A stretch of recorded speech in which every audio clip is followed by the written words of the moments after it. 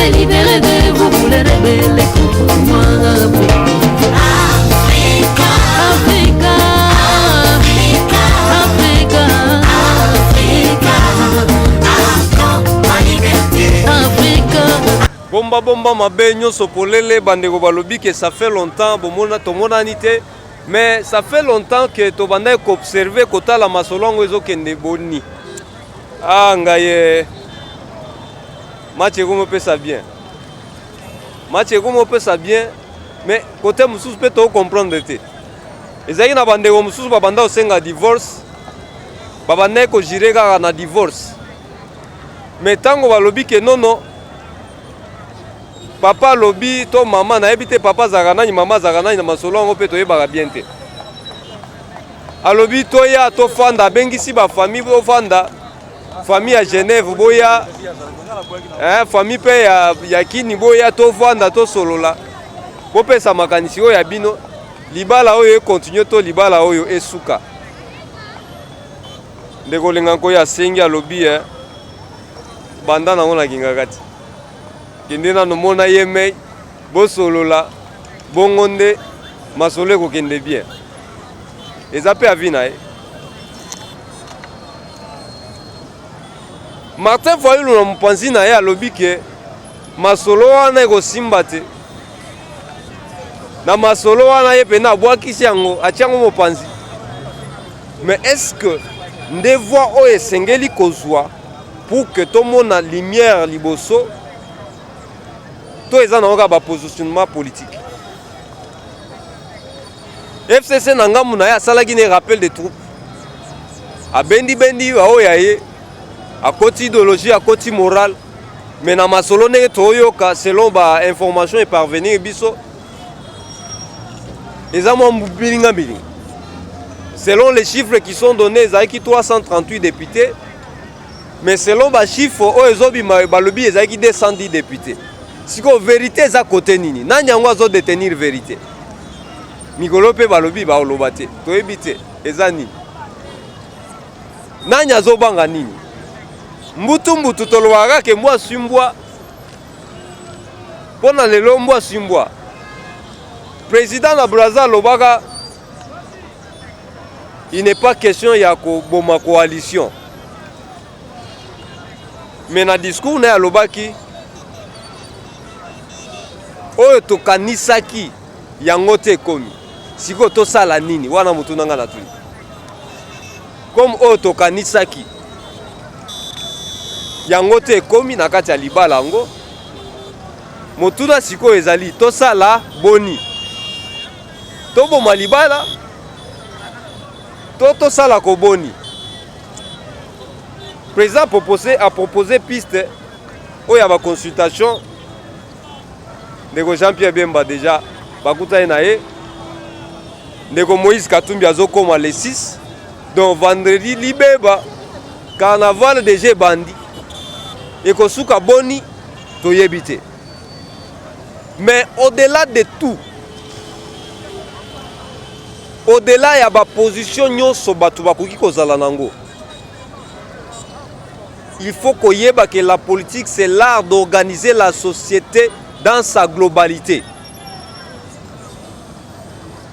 La politique est ça, la politique, il faut avoir une ambition, un désir. Il y a organiser société na yo na katia globalité, c'est-à-dire na ba nyonso. Que ce soit dans le secteur économique, que ce soit dans le secteur environnemental, que ce soit dans le secteur touristique, que ce soit dans le secteur nyonso et sengeli na yo organiser yango. Na mikolo mileki avant masolo ya confinement, gouvernement provincial azwaki likanisi malamu au travers ministre de l'environnement azalaki ko faire intérim en ce moment-là, il y a ministre intérieur ou azaki interpellé ou azaki arrêté na makala. Likanisi malamu azwaki ezalaki ya ko aménager esika oyo tozali. Tozali wapi toza na rond-point Willery. Gouvernement provincial ezwaki likanisi malamu to appréciaki pour organiser, pour assainir rond-point Willery avec l'idée de planter, de créer un jardin ici. Mais au fur et à mesure que Mikolezo Poussana, après confinement, batu tobanda omona batu bazo kombaka chaque jour, bazo arroser chaque jour, bazo kata matiti chaque jour. Mais subitement, on ne voit plus rien. Mais il faut noter que les trésors publics et bimisi mbongo. Parce que Moussala oyo ya assainissement ya rond-point Willery, eza mbongo a poche à mutute. Eza mbongo ebimaki na trésor public. C'est-à-dire na caisse ya l'État. Mbongo ebimi po ba assainir milliers oyo, bozomona on a bilili. Mbongo ezalaki décaissé. Mais qu'est-ce qui fait que après l'isolo ya confinement, l'isolo yo esuki kaka boye, place yango babongisaki ekomi lisusu salité. Na ba congolais pe maele le kabiso tomonaka pelouse ne place il faut recréer nzela malgré que nzela pesa munene, malgré que batiki pe ba couloir ba le o bato bakolekela, mais kaka likolo ya pelouse ne place pe biso tomonaka malamu ya kolekela yango wana. Continuité du service public. To décria qui m'a solo à saute des moutons. To décria qui m'a solo à 100 jours dans sa globalité. Ba projet bandaka isuka kate. Oyo ezani. Est-ce que la RDC a plus de moyens pour dilapider, pour brûler? Ou bien dans oya muke otokoki kozala nango esengeli to orientango na ba secteur oyo prometteuse. Certaines informations que nous recevons de par ceux qui ils ont toujours tendance ou bien qui ont l'habitude de nous envoyer les informations, il semblerait que réserve eza lisusu te. Toza lisusu na réserve consistante te.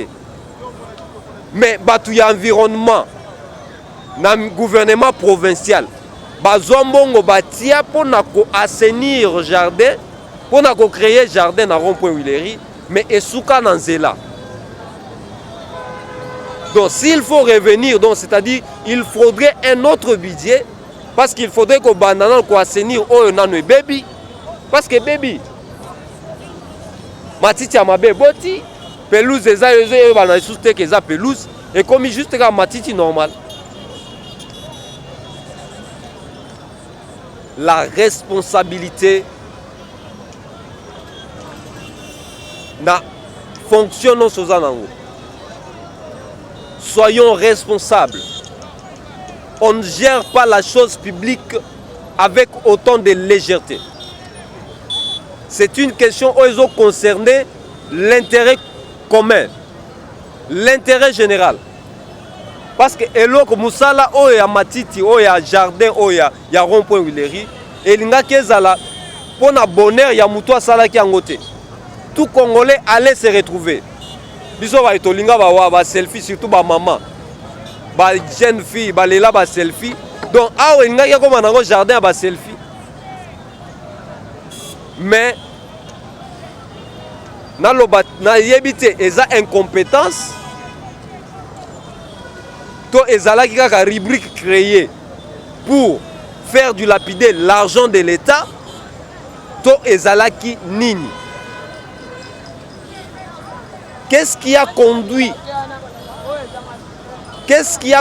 à ce que le gouvernement provincial a décaissé mbongo pour que misala oyo ebanda? Quel a été l'objectif pour que lelo musala ekufi mbongo à l'État ekenda? Pour muto ko réclamer zate ba député provinciaux pe bakima na bango tomona na bango te.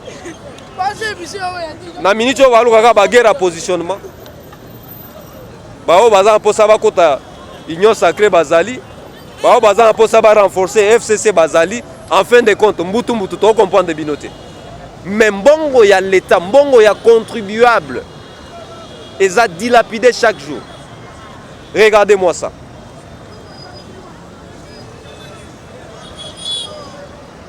Qui a perdu?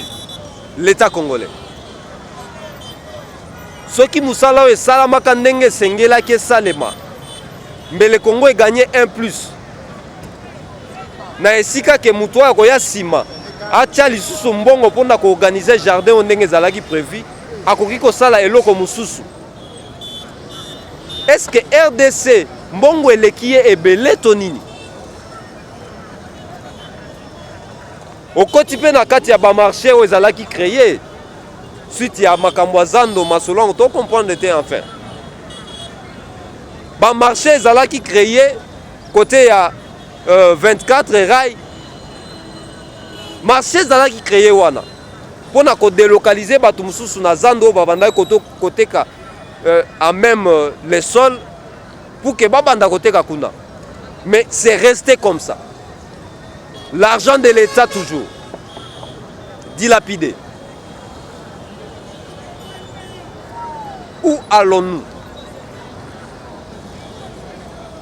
D'un côté, Tozoluka, to créer une union sacrée pour redéfinir action à gouvernement. Mais d'autre part, nous avons des responsables, je me demande, est-ce compétent ou incompétent? C'est à vous de répondre. Qui sont aux têtes des institutions, on ne sait pas comment ferons-nous pour que Bako déplacer Bango.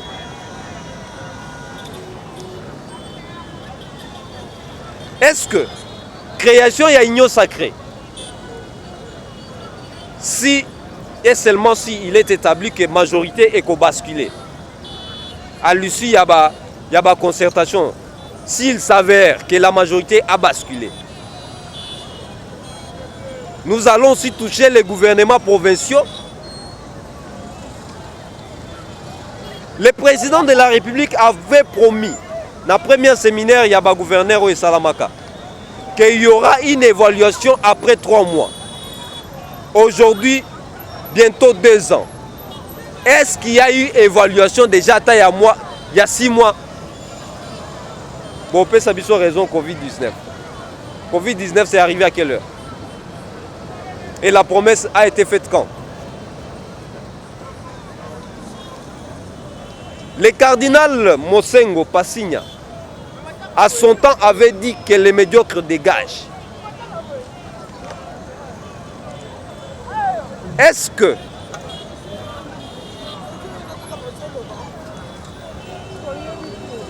souhait na ye po aza musale ya Nzambe maloba wa alobaki prophétie essaie se concrétiser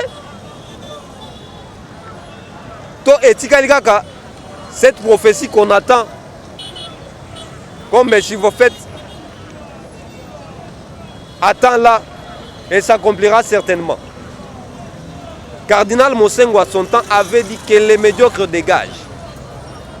Et ça qui prophétie oyo tozela kaka nesika oyo tozali accomplissement ekoya to misala nango esi ebandaki. Mais en tout cas au regard ya oyo tozomona, nous avons encore d'une certaine manière certaines personnes qui ne reflètent pas l'image de l'excellence.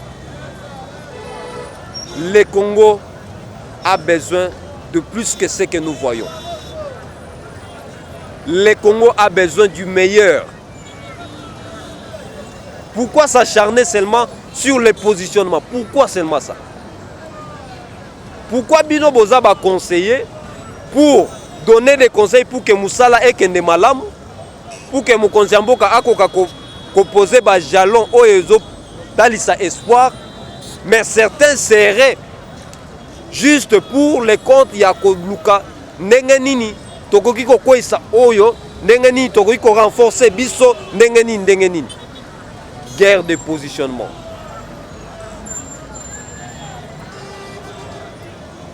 Ngamo mususu ozuba oyo bazali lokola bato mayele. Certains qui sont considérés des professeurs. Donc c'est-à-dire ba oyo baza susceptible à véhiculer ba valeur. Bao toko considéré comme étant des bibliothèques, des monuments. Ba détenteur, il y a secret, il y a développement, il y a Congo Lobby.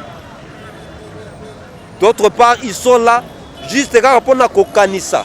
Le lengeni toko sala échec na oyo, le lengeni toko renforcer pouvoir na biso. Je suis désolé. Bomba bomba mabe nyonso polele. Bomba bomba mabe. Tobombi toko quitter. Mais sengeli na un moment donné, il faudrait que l'on puisse réveiller la conscience du Congolais. Kozela te mokonzi moko akoya abongisela yo esika ozali. Non, non, non. Détrompez-vous. Kozela te eloko wana. Le réveil du Congo, le développement du Congo nécessite que mutu nyonso na esika azali a posé ba acte o eza porteuse d'espoir. Changement de mentalité au bazote ya biso tango nyonso. Yango. Nous devons changer notre mentalité. On vous a décaissé l'argent pour les comptes d'un service à utilité publique. Faites-le.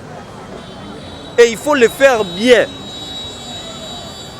Pourquoi kozalaka na culture net ya bato balonaka bilanga ba récolter ba parfois soki ba école ainsi de suite. Pourquoi kozala na culture wana? Oya yo osalango soin mais oyo ya lisanga. Oyo ezotalisa batu nyonso oyo ezo réunir batu nyonso. Oyo ya intérêt général. Ozo salango avec autant de légèreté. Mais regardez-moi ces jardins. Si on a un jardin, la autorité, on comment se soigner. Mais regardez ce qui était comme l'espoir. Regardez-moi ça. Chaque chose a son temps. Il est temps maintenant que les Congolais changent de mentalité. Arrêtons de rêver que ceux qui m'ont considéré vie nanga ebongi to tika makambo wana to vivre déjà moins expérience. Il faudrait que chaque autorité qui viendra puisse poser son jalon. Apte Pierre naye libanga oyaye pour oyakoya abakispe oyaye. C'est ainsi de suite nous évoluons, ainsi de suite le développement vient. Il n'y a aucune personne qui viendra de magique après sa mission au développement. Non, non. Ça va commencer par un et l'un viendra pour compléter, ainsi de suite. Merci beaucoup Shadrach Bo pour la image. Et ça libiso passe comme on a que mbongo ya l'été zo kufwa misala o ezo bimele zo sala maté. Différence nini bokoki kopesa entre affaire oyo ya jardin à Willery na ba wenze oyo ba créaki na affaire 100 jours. Le procureur, où est-il pour mener des enquêtes? Donc oyo eza elo côté parce qu'il ne s'agit pas de 50 millions to 50 milliards.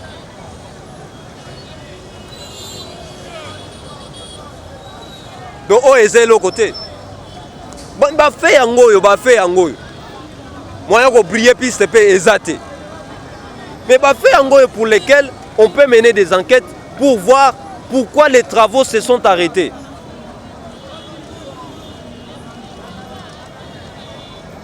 Pourquoi les travaux se sont arrêtés? Les faits sont là.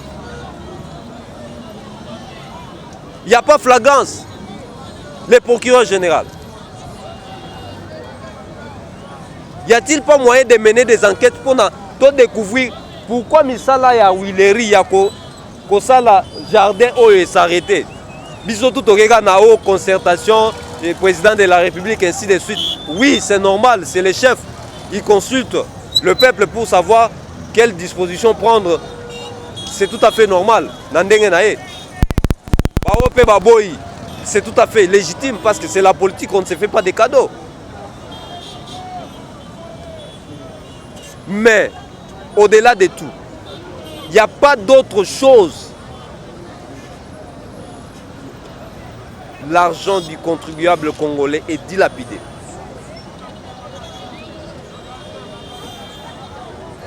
Pour créer les projets fantômes, initiative fantôme, pour bandiga action mouké, après on arrêté pour tellement que suivi est à la raté. Gouvernement provincial, le ministre a commencé les travaux. Est-ce qu'il n'y a pas de conseil de ministre au sein du gouvernement provincial? Gouvernement provincial, il y a Kinshasa. Conseil des ministres, ils ont raté. Bilan Ninibo Sali, par rapport il y a Moussala Oyo et Banda. Et s'arrêter pour Nanine.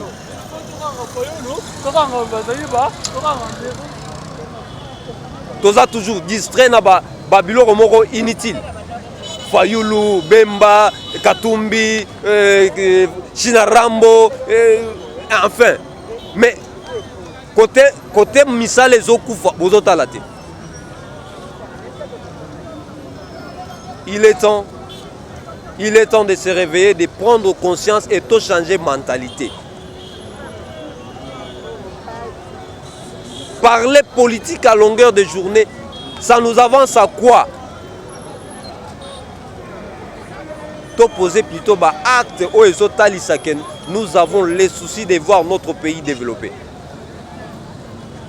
On a parlé du ministre Oyabande Kosala Moussala, mais sans ignorer que nous aussi, population, tous on n'a pas responsabilité Nabiso. Comment se fait-il yo moni que Aweza pelouse, bâti pour na Rosala jardin, mais yo tracé là, malgré que babaricade, Congolais, changeons mentalité. Nego Gentini a créé moi ba poubelle na ya sachet le long ya boulevard malgré que Nambula auto éviter à s'en sortir ndengeni. Mais Congolais azaka kamakambo sachet. Masolo pe a sachet. André Kimbuta pekisa.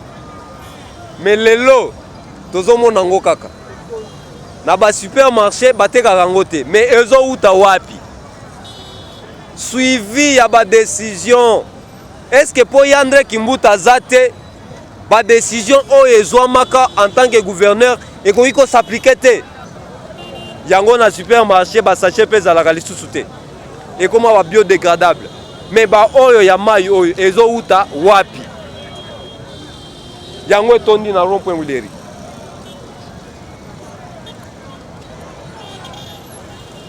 Changeons nos mentalités.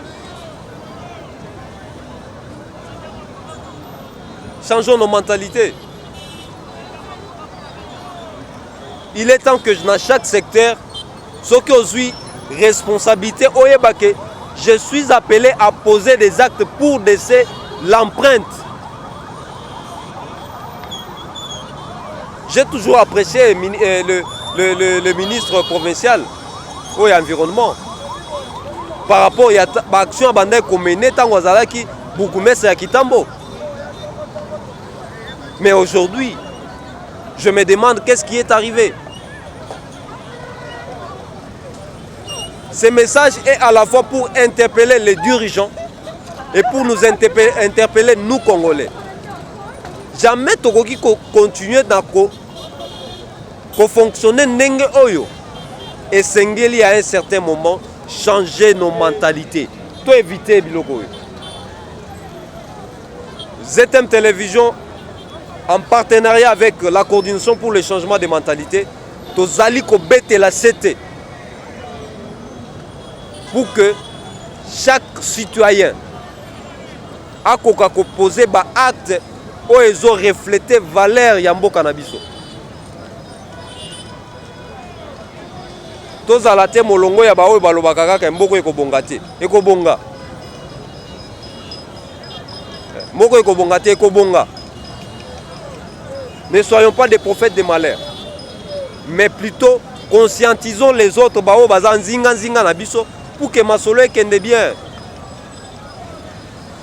Kaka nde tolobaki ndeko Moïse Katumbi azozonga vendredi. Donc ça fait vraiment un bail depuis dernière visite na Kinshasa. Mokolo basolo laka plus de 2 heures ye na jikaka bango moko na biro masolo pe balobaka fite nango tozwaka te avant départ na ye na kati ya majorité présidentielle. Chers Congolais, tobongola bizaleli oyo ya biso, tobongola bizaleli soki bapekisi kosala basache yo kosala yango clandestinement te. Nazomituna mpe soki eza clandestin parce que bato baoteka bamai mpe baza kaka na ville awa. Bomba bomba mabe nyonso polele. Le président de la République a continué la consultation. Toyoki ke certaines personnes bazoya na bakecha jaune. Eza banani. Mbutu mbutu. Mbutu mbutu. Consultation à président Izokoba. Jean-Pierre Mbemba Omonani na président de la République à lobby. Pour la union sacrée, na union c'est dialogue pour l'intérêt à Congo Yazanae ouvert. Kaka ndeko mozito na ndeko fayulu nde batikali nanu balobi ke bango po na bango masolo wana esimba te. Mais selon pendenge bayebisi biso na ba source na biso, ils seraient mécontents parce qu'ils n'ont pas reçu d'invitation. Est-ce vrai? Malheureusement, ils ne veulent pas parler. À plusieurs reprises que nous les appelons pour répondre, bazoyate. Bandeko, tokozala na terrain mukolo vendredi. Pour na kozela bino ba réalité, ba vérité fraîche dans l'isolo tali retour ya ndeko Moïse Katumbi. Banzembo ese bimi 2023 a robeta bango bigogo. Tozoka banzembo ngo. Et sous l'année, 3 ans et belete. Kini makambo. Congo elengi. Merci beaucoup Nabino tout bolandi biso. Lelo ezalaki moment pour Nabiso to betela nanu litono. Nakanisi ndeko Rachel Maoul, ndeko Joël Sene. Ezalaki tango pour Nabiso to beta litono pour na masolo etali. Abandon ya chantier, abandon ya service, bobandi eloko a bien, mais beaucoup misaka na suka te botuka ka na nzela. En tout cas, ezalaki pour na biso tango, to betelango sete, pour na ko interpeller na bino ba eboza na parcelle ya pouvoir. Eloko ya l'état sala yango bien. Pour eza pour na intérêt na yo na ba génération ezoya. Soki oya yo ya ndaku na yo ndo sali yango bien, oya l'état osali yango mabe. Papa sachez que oza maudit. Qu'il pleuve ou qu'il neige, okosuka la na refuta. Et on refuta très cher. Le bien mal acquis ne profite jamais. Bomba bomba mabe, merci beaucoup Nabino Toubolandi biso. Shadak Bo. Merci beaucoup Simabilili. Merci na binotu bozo landa biso. Merci vraiment Topé Sibino Matondo Mingi. Bon continuer na continuer de la biso d'information. Toko banako. Kosa la bino musala ndenge sengeli. Tozo talelati. Tozo jimele. Zambe liboso maele na sima. To bangani. Africa.